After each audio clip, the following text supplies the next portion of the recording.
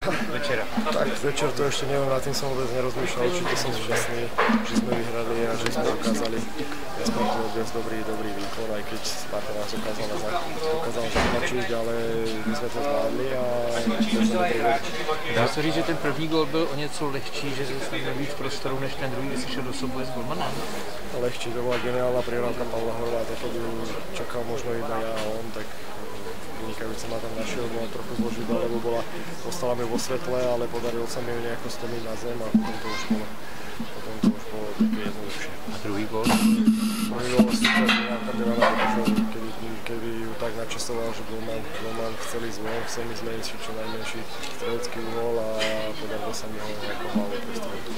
Tak my sme chceli získať tu 3 body a nám sa to podarilo, takže samozrejme mal do toho povedať, čo je super, ale my sme to zvládli a sme šťastní.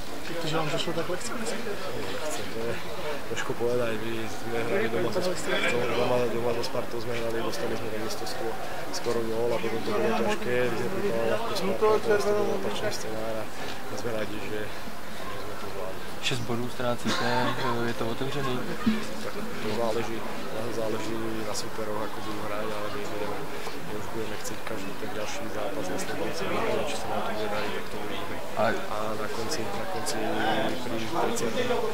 Samozrejme máme väčšiu šancu, ako keď bolo 10-12 bodov, takže je to 6 bodov a uvidíme. Takže z vašeho pohledu vrátili ste sa ako reálne do hry? My sme stále dúfali, že mali sme ešte nejaké šance, či už to Spartou sme hrali, alebo ešte hráme ďalšie zápasy s tými prednými mústvami u supera, takže my veríme v to, že budeme úspešní a keď my budeme úspešní, tak verím to, že či už Sparta alebo Liberec ešte niekto zakúpi. Trenér vám teď odpustí tú červenou?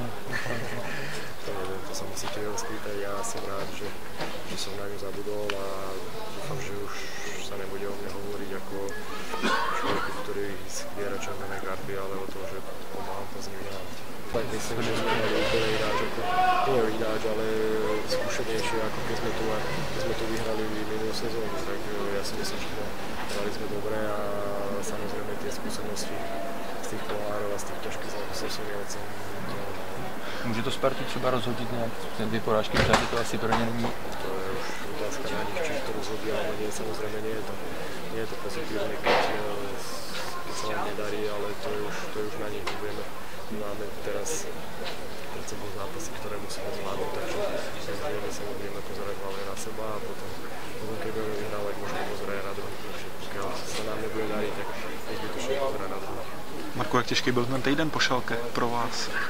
Tak ťažké boli určite 2 dní pol, pretože som skoro vôbec nespál, ale myslím, že veľa ľudí a to musím sa všetkým poďakovať, ktorí ma podržali, pozbudili a samozrejme čižko boli chalani, ale to boli veľa ľudia z klubu, ma podržali, pozbudili a ja si to nesmiel vážim, takže dúfam, že to bude poplácať nejakým úspešným.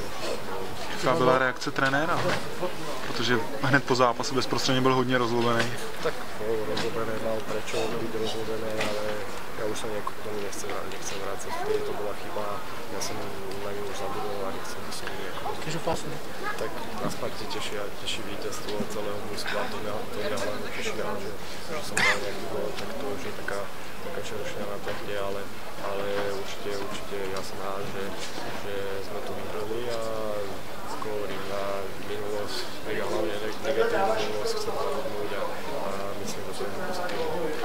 Ja budem rád tie góly na konci sezóny a samozrejme to bude to pozitívne, že nejaké góly dávam, ale nechcem sa nad tým pozostávať, že ich je dneska toľko, zajtra je bude toľko, ale ja ich chcem dať čo najviac, aby boli hlavne čo najbodovejšie, aby sme čo najviac vyhrávali z tých gólov a